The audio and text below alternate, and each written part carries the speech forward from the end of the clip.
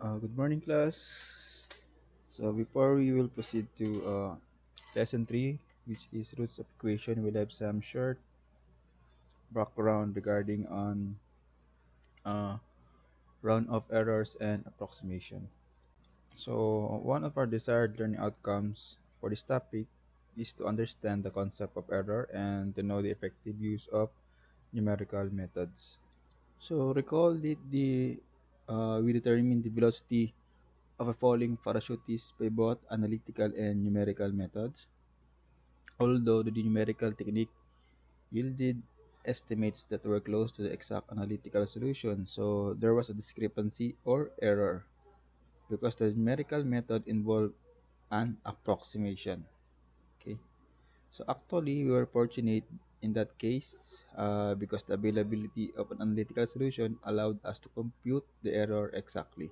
And for many engineering applied problems, we cannot obtain analytical solutions, so therefore we cannot compute exactly the errors associated with our numerical methods. So in these cases, we must settle for approximations or estimates of the errors. Okay, we have some short introduction. So numerical methods yield approximate results. So results that are close to the exact analytical solution, so we cannot exactly compute the errors associated with numerical methods. So only rarely given data are exact. Since they originate from measurements, therefore there is probably error in the input information. So ibig sabihin, walang data na exact or eksakto. Kasi when you conduct measurement, so the data that you get is not always exact, right? Algorithm itself usually introduces errors as well, and the output information will then contain error from both of these sources. Example, sinukat mo yung you measure mo yung distance mo from yourself to your computer or laptops. So pag measure mo, ang lumabas nasa 11.5, which is tingin mo exact.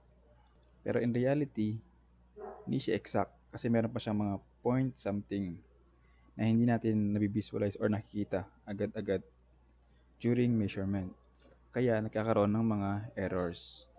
Okay, so let's first define some terms. So numerical errors arise from the use of approximation to represent exact mathematical operations and quantities, and round-off errors result when numbers having limited significant figures are used to represent exact numbers. Round-off yung nira-round off mo. Example, ang nakuha mong measurement 12.3347, then ni-round off mo sa 12.35. So during round off, meron na agad yan na errors, which is called round off errors. We will discuss the details of the round off errors as we go on to the next lesson. Okay.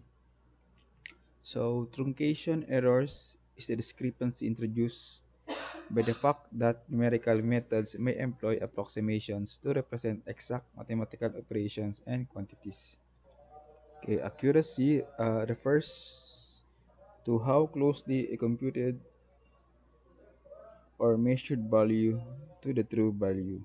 Ibig sabihin, napaka-negligible yung error. Very accurate or malapit sa katotohanan. Ganun. While precision refers to how closely individual computed or measured values to previously computed or measured values. Halimbawa, yung first measurement mo is almost the same sa second measurement or third measurement. Yan. So, yun yung precision. Inaccuracy, which is also called bias, is defined as systematic deviation from the actual value. So, kabaliktaran ng accuracy is inaccuracy. Tama? Yes. Then impression, which is also called uncertainty, refers to the magnitude of the scatter. Okay, try to check the figure 3.2, which is about concepts of accuracy and precision. So, on the horizontal axis, we have the increasing accuracy. And for the vertical axis, we have the increasing precision. So, are you familiar with the dart games? So, yung nasa gitna, ang tinatawag ay what? Bullseye.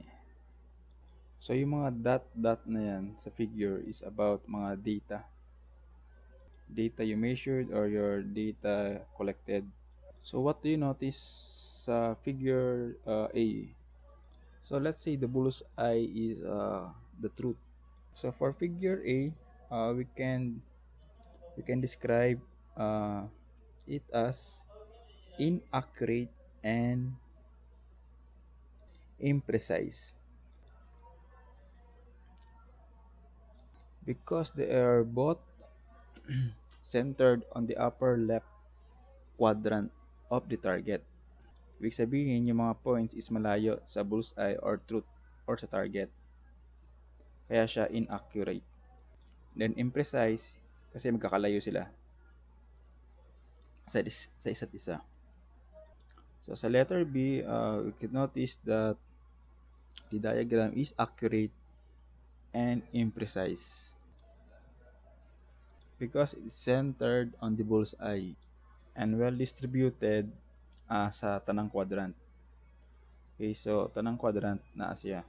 Imprecise kay magkakalayo man sila.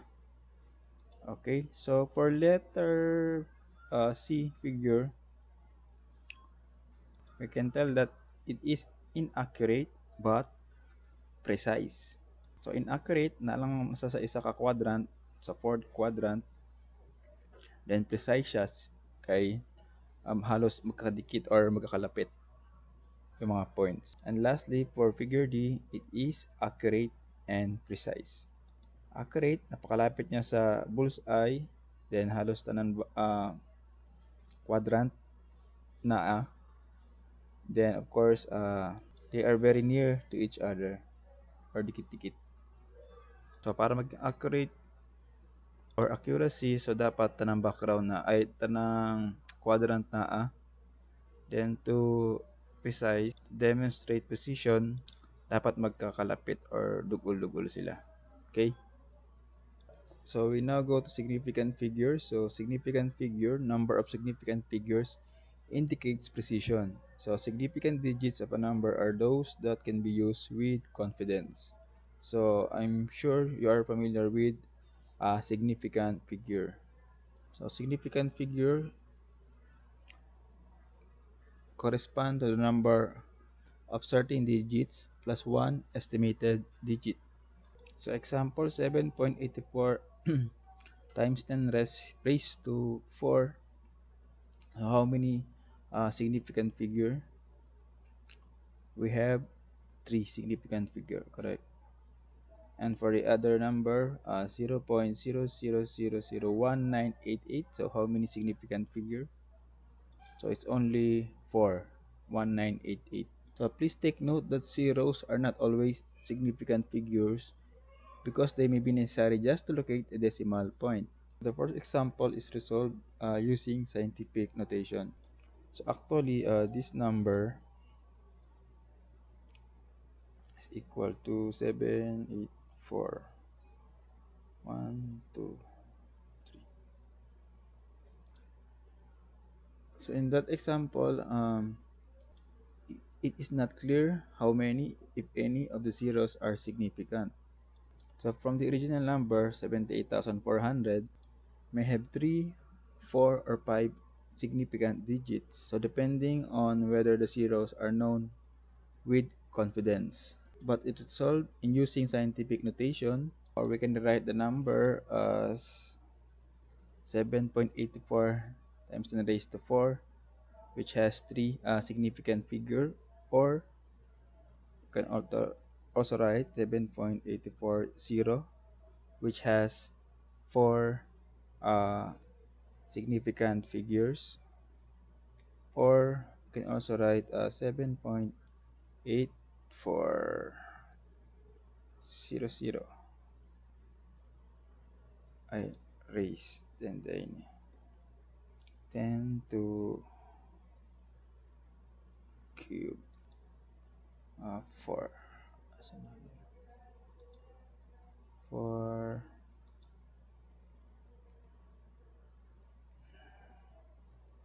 raised to 4. So, na siya'y 5 significant figure.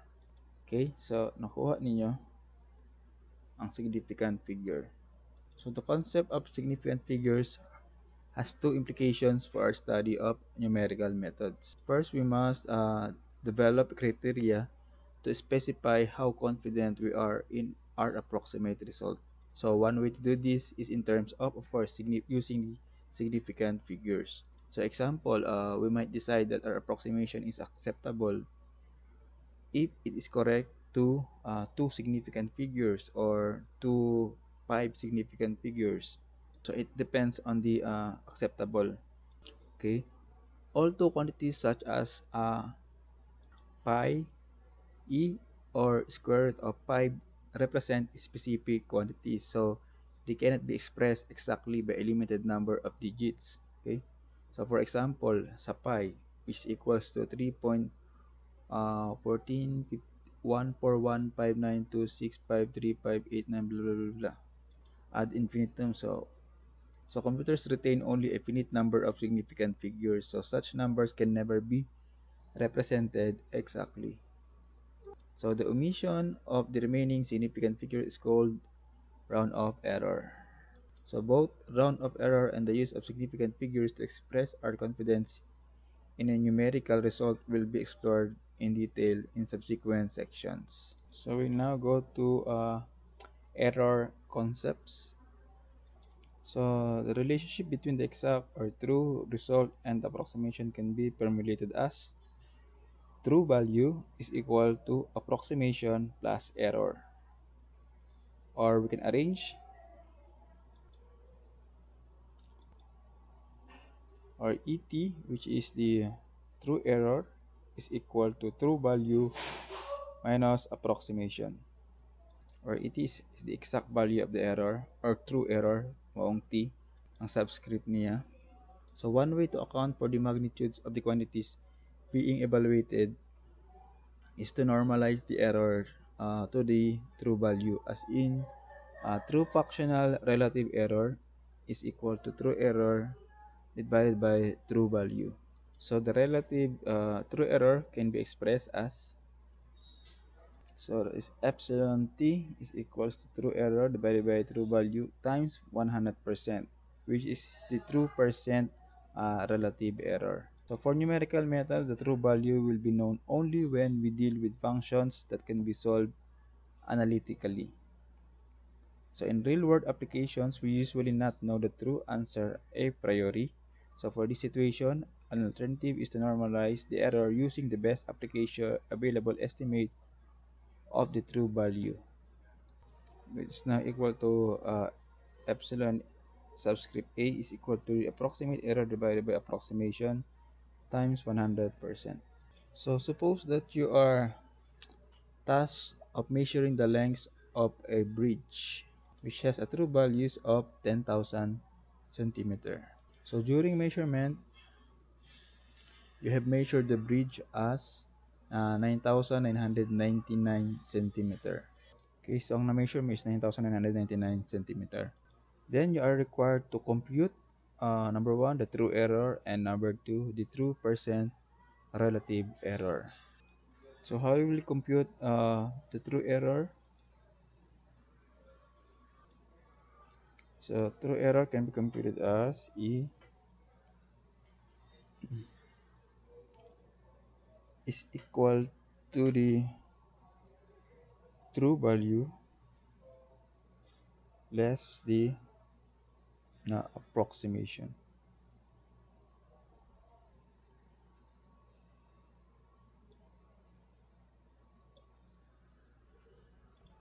So therefore the true value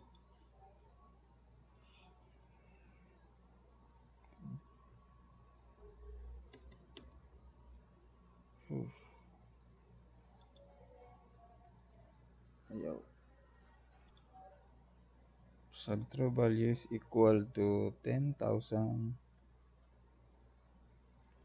minus your actual measurement or the approximation, which is equal to 9,999. So that is equal to 1 centimeter. So that is the true error of 1 centimeter. So ganun lang kadali. So for the true percent relative error,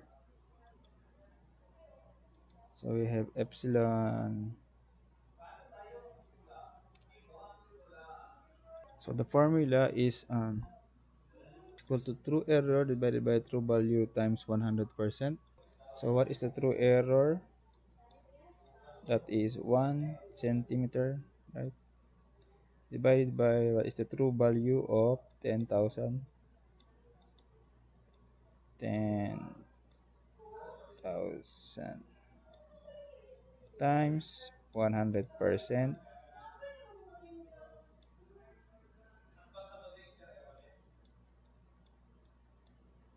That would give you a value for true percent relative error of 0.01%.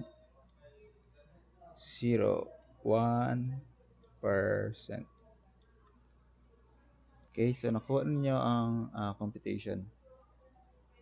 Okay, so epsilon A, so that is approximate value or the approximate error can be computed as equals to approximate error divided by approximation times 100%. So a present approximation is made on the basis of a previous approximation. So this process is performed repeatedly or iteratively to successively compute better and better approximations. So for such cases, the error is often estimated as the difference between previous and current approximations. Thus, percent relative error is determined according to, so ito na ang formula, current approximation minus previous approximation divided by the current approximation times 100%. So the signs may be positive or negative. So if the approximation is greater than the true value, or the previous approximation is greater than the current approximation, so the error is negative.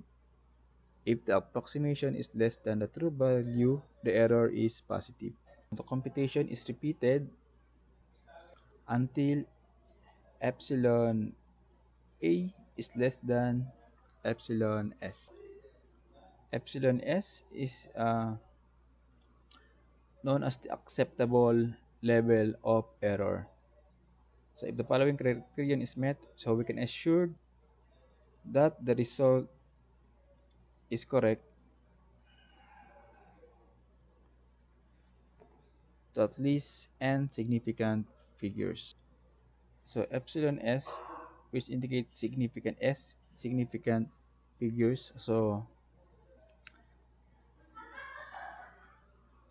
the absolute uh, level of errors can be computed as equals to 0.5 times 10 raised to 2 minus n percent. So n kung ilan yung significant figures na nire-require. Okay? So example, in mathematics, functions can be often represented by infinite series. So example is the exponential function can be computed using e raised to x is equals to 1 plus x squared divided by 2 plus x cubed divided by 3 factorial and so on and so forth until plus x raised to n divided by n factorial. So thus, as more terms are added in sequence, the approximation becomes a better and better estimate of the true value of e of x.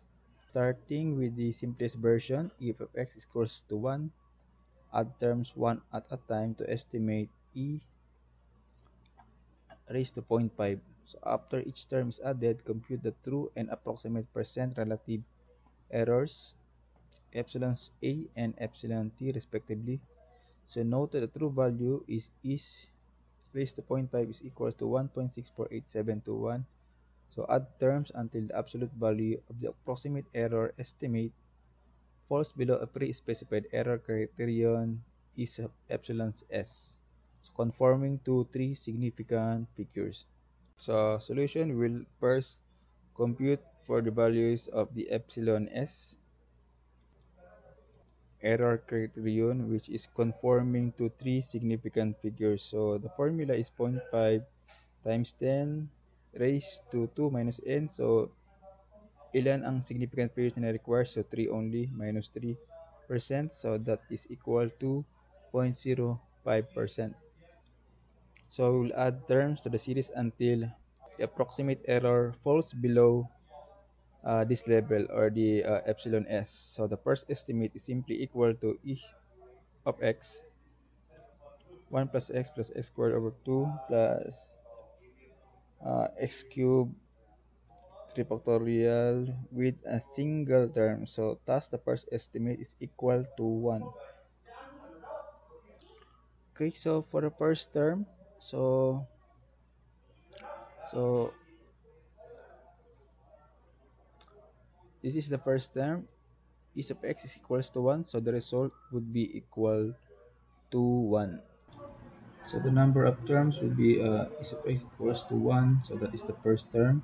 Then 1 plus x, that is the second term. Then 1 plus x plus x squared over 2, that is the third term. Then the fourth, add lang, and so on and so forth. Okay, so second term. So we'll make at least, let's say, 10 term. Okay, so the problem states that the value of x is equals to 0.5. So there 0.5. Okay, so we'll put in our computation the value of x is equals to 0.5. So for the second terms, so that is equal to 1 plus x. So that is equals to 1. What is the value of x? Plus x raised to 1 divided by 1 factorial. So that is 1.5. Okay, so for the third terms, so dito ko tab 1 plus x squared divided by 2 factorial. So dito mo concentrate. So what is 1 plus x? That is equals to 1.5 plus x squared 0.5 raised to 2.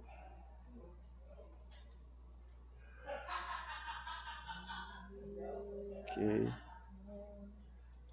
then divide by factorial of 2 is factorial.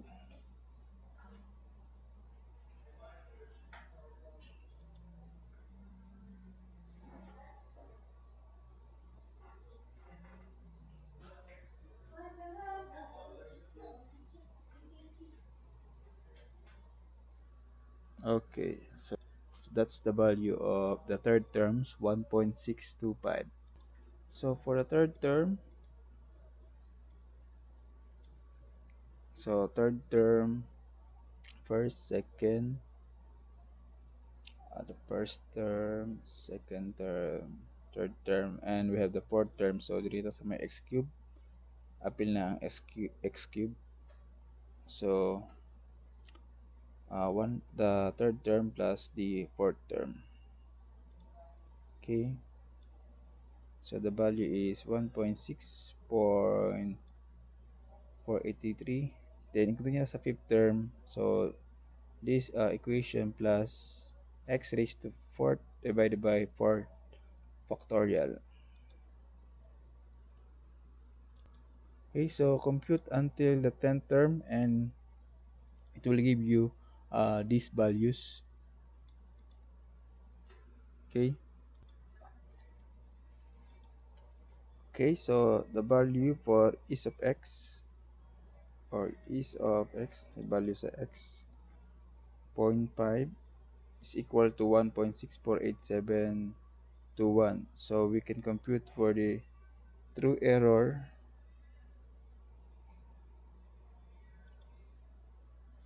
So that is equals to the true value. So this is the true value plus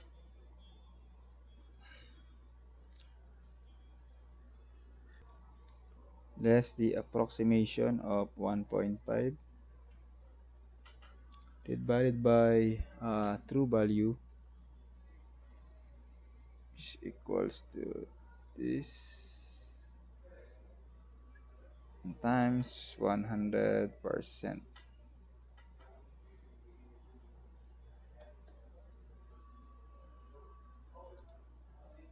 So let's continue the computation. We have the true value 1.648721 less approximate one value 1.625 divided by the true value. So it will give us a value of 1.44. So do the other computations.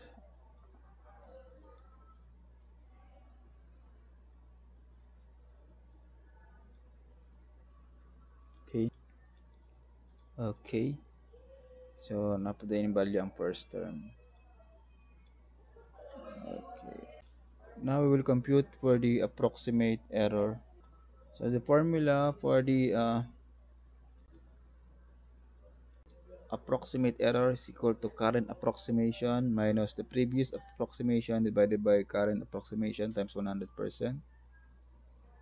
So dito, so that is equal to the current approximation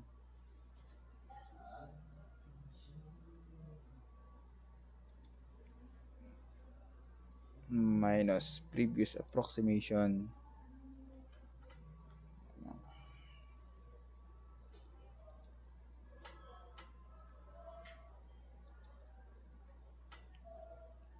divided by the current approximation of G11.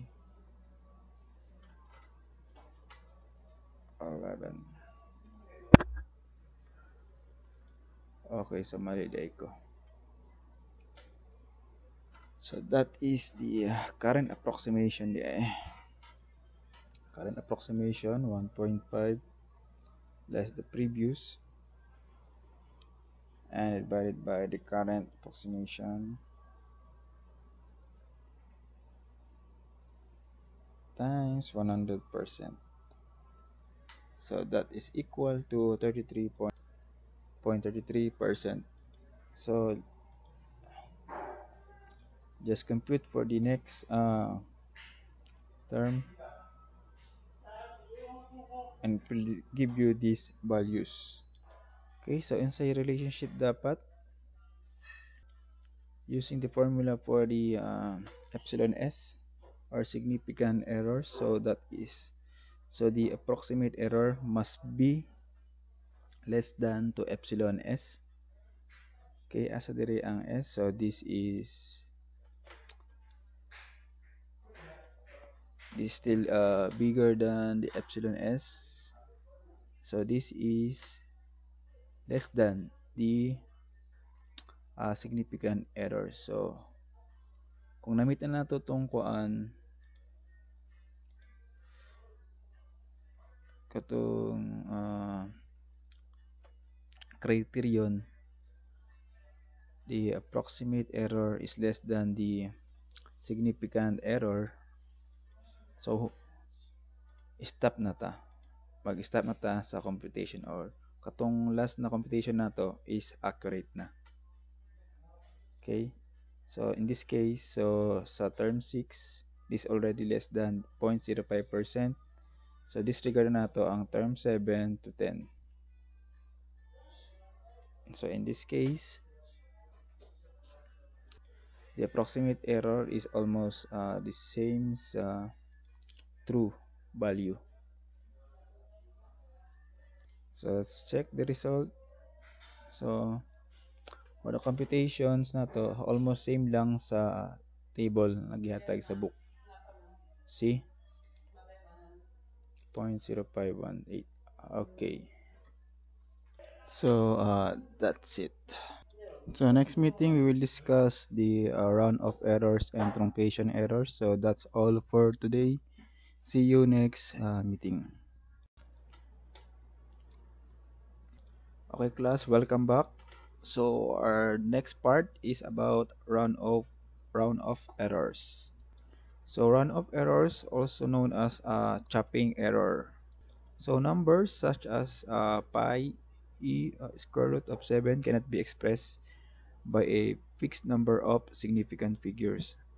Because computers use a base 2 representation, they cannot precisely represent certain exact base 10 numbers.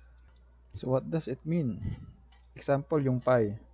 So ang value ng pi is, so example niyan, ito yung pi. So ito yung value niya, no?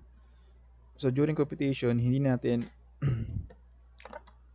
basta-basta masulat yung exact or fixed number niya. So minsan ang ginagawa during computation, nira-round off natin siya. Let's say yung pi ginagawa ni 3.14 round off or 3.142. So sa pagra-round off ngayon ng mga numbers, diyan nagkakaroon ng natawag na round off errors. Okay? Kaya nakikreate ngayon yung ganitong klase na errors. Siyempre, during sa mga computation, di naman may iwasan na na hindi mag-round off. Okay, so number system is merely a convention for representing quantities. Decimal or base 10 is the number system we are most familiar with because we have 10 fingers and 10 toes. So technically, a base is the number used as the reference for constructing the system. So base 10 system uses the 10 digits from 0, 1 to 9 to represent numbers. So for large quantities, combinations of these basic digits are used.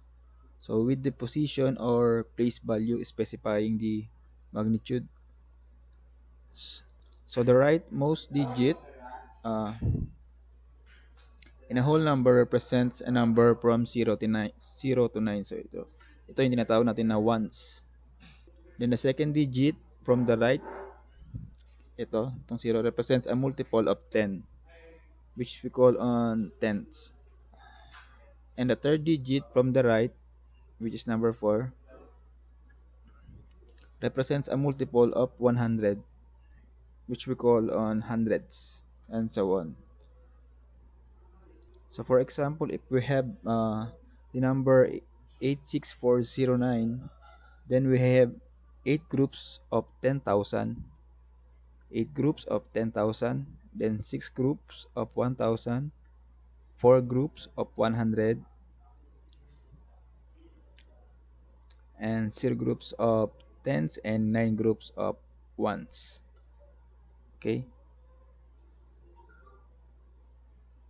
So this is a representation of a base 10 system numbers. And the numbers on the computer are represented with a binary or base 2 system. So as you can see in figure 3.5, figure B, so the binary numbers were 10101101 is equivalent to the decimal number 173.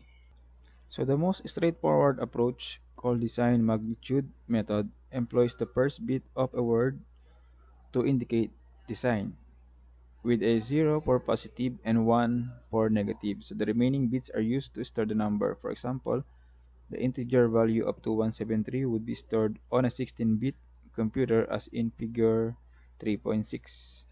So this is figure 3.6. It represents the decimal integer 173 on a 16-bit computer using the sign magnitude method. So the number is 10, 10, 11, 01. So in a 16-bit computer, so ganito siya na-stored. So this is the sign, and the remaining number are used to store on the remaining bits. So let's go back to figure 3.5. So this is the binary numbers. So sa binary, ang base number is 2. Okay? Sa decimal naman, ang base number is 10. So ang sequencing is laging start sa 2. Ito yung base 2. Then exponent 0, 1, 2, 3, 4, 5, 6, and so on and so forth. So sa 10, ganoon din. Kung decimal, base 10, then ang exponent, lagi mag-start from 0, 1, 2, 3. Okay? So, ito yung number 1. Then, ang exponent ng 2 raised to 0 is equal to 1. Ito yung binary number, tapos i-convert natin sa decimal number. So, equivalent niya is 173 na. So, 0, number, then 2 raised to 1 is 2. Okay? Then, 1, 2 raised to 2 is 4. Okay, and so on. So forth. Then, i-times lang ninyo kung sa makuha ninyo yung equivalent na decimal numbers on a base 10 system. Okay? So, fractional quantities are typically represented in computers using floating point form. So, the number is expressed as a fractional part called mantissa or significant, and an integer part called an exponent or characteristic, as in m times b raised to e, where m is the mantissa, b is the base of the number system being used, which is decimal or binary, and e is the exponent. So for instance, the number 156.78 could be represented as 0.15678 times 10 raised to cube in a floating point base 10 system. Base 10, itong 10, kaya naging base 10 siya. Then exponent niya is 3. Okay. So floating point representation allows both fractions and very large numbers to be expressed on the computer. Because computer only has limit, lalo na kung sa 16-bit, 32-bit, or 64 bits. So, yun lang yung kaya niya na i-store. So, let's go back to our previous example, the pi. So, this is the real value of pi, 3.14592655358. So, let's say it would be stored on a base 10 system carrying only 7 significant digits. So of course, ang gagawin natin is mag-round up or we will chop this value. So considering only the 3 significant figures, so that is 1, 2, 3, 4, 5, 6, 7. So since chinap natin, round up natin sa ganitong value, we can magkakaroon tayo ngayon ng round up errors, or also known as chopping error, which is equivalent to, so we can obtain this error of 0.000065 error. So ang ginawa dito, di ba, chinap lang natin. Pero kung renown up natin naman siya, 3.1415593 sa round up. So it will come up on error of 0.00000035.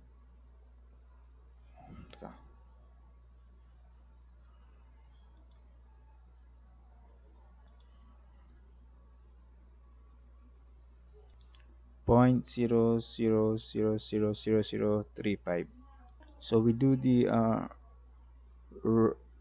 round up and chopping errors because of the limited capacity of computer to store numbers. So okay,